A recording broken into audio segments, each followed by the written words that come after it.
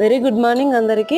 చాలా రోజుల తర్వాత పెసులు నానబెట్టి మొలక కట్టడం చూపిస్తున్నాను కదా. ఇన్ని రోజులు అయిపోయినాయండి. నిన్న సూపర్ మార్కెట్కి వెళ్ళి సరుకులన్నీ తీసుకొచ్చుకున్నాము. అందుకే నిన్న వ్లాగ్స్ ఏం చేయలేదు, చాలా లేట్ అయిపోయింది. నిన్న మార్కెట్కి వెళ్ళాము, మళ్ళీ సూపర్ మార్కెట్కి వెళ్ళాము, వెజిటబుల్ మార్కెట్, ఇంకా బజార్కి చాలా తిరిగి వచ్చేసరికి అయిపోయింది మా పని. ఇంకా మా అంశు టిఫిన్లోకి దోశ చాలా రోజులు అయింది తనకి క్యారీలో పెట్టాక, అందుకు దోశ కావాలమ్మా, అది కూడా బొమ్మ దోశ అని కండిషన్ పెడితే అది ఏ బొమ్మన్నా కానీ బొమ్మ అని తీసుకుంటుంది పాపం.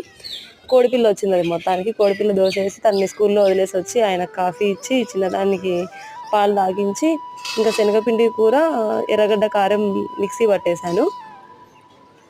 అదే శనగపిండి కూర అంటే బేసన్ కర్రీ అండి, బొంబాయి చట్నీ అంటారు మన రాయలసీమలో.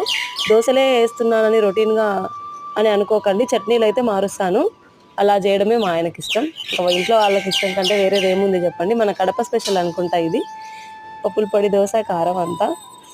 ఇంకంతేనండి, బాయ్.